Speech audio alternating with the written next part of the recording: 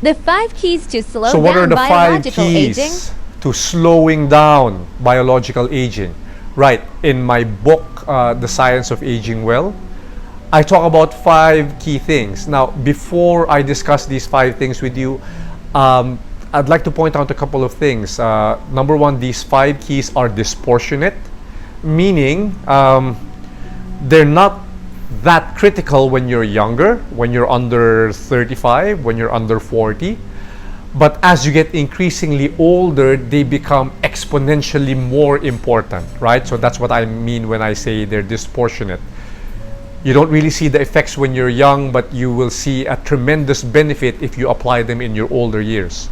The second thing is that these 5 keys are symbiotic, meaning they work well together. You can't just use 3 keys and say, okay, this is good enough. No, you have to do all 5 things correctly all the time. Otherwise, you're not going to get the benefits. Okay? So what are the 5 keys? In the book, I talk about 5 key things that can slow down aging if you do them correctly. Number 1 is your nutrition. Number 2 is your movement. Number 3 is your sleep. Number 4 is correct environmental exposure. And number 5 is the quality of your relationships. So I'm going to go through them one by one. Number 1, I'd like to talk about nutrition. So I don't like to use the word diet, because to use the word diet means to imply that you have to eat less. And that's not at all what we teach. As a matter of fact, what I teach my clients to do is to eat more. If you're eating more of the correct foods, your body is going to tell you exactly how much of it you need. And the reason why I encourage people to eat more, is especially as they get older, is because if you're doing it correctly, it's actually very, very hard to overeat. That's number 1, right? And number 2, one of the hallmarks of aging is it's something called nutrient malabsorption. As you get older, you lose the ability to absorb nutrients the way that you did when you were young. So for example, if you were 19 years old and I gave you 40 grams of protein, your body would probably be able to synthesize almost 100% of the protein that I give you. But if you're 65, 70 and I give you 40 grams of protein, you'd probably be only able to synthesize 20, 25, 30 grams, right? So a lot of people, they tend to eat less as they get older.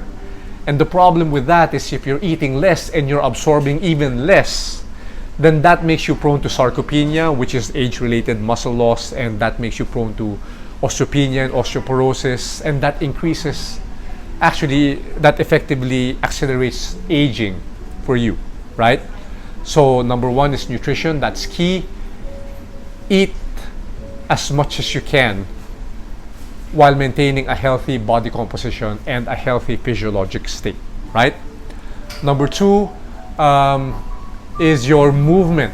So I always tell our clients, exercise is not mandatory in this program, but movement is. And the reason why movement is very, very critical, it's because we were designed to move. The human animal is a heterotroph. What does that mean?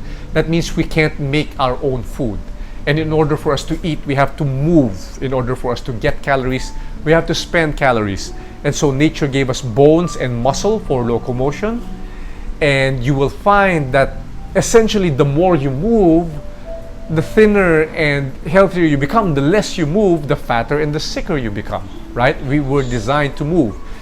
And there are two very, very important metrics that I track when we talk about movements for our 360 anti-aging program. Number 1 is our VO2 max, or your ability to utilize oxygen, right? Your respiratory rate.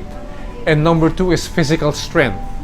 Why are these two very, very important? Because the studies are very, very clear that a person with a high VO2 max and high physical strength tends to live much, much longer and much, much healthier than a person who is opposite, right? So those are very, very big metrics. A high VO2 max and high physical strength confers an almost 400% greater protection against something called all-cause mortality, or ACM, right? Which is dying from any cause. So I always track these metrics, and I will tell the client to do whatever it takes to raise their VO2 max and to raise their physical strength. Number 3, sleep. So this is obviously very, very important, but most people don't really understand why. It's because sleep is the time when the body actually repairs itself. Whenever we're awake, in our waking hours, the body is actually catabolic. You're breaking down tissue, you're breaking down protein, you're breaking down bone. And it is during sleep that the body builds itself back up again, right? So the quality of your sleep in a very, very large way determines your body's ability to repair itself, to make itself brand new again. So sleep is a very, very powerful anti-aging intervention in that it prevents premature aging, right? If you're always catabolic, you're always breaking down because you're not sleeping enough. So that's the third quality. And the fourth key is correct environmental exposure. So what does this mean? We have basically evolved as human beings for the past 200,000 years as Homo sapiens around the Earth's natural environments. We used to spend 90% of our lives outdoors.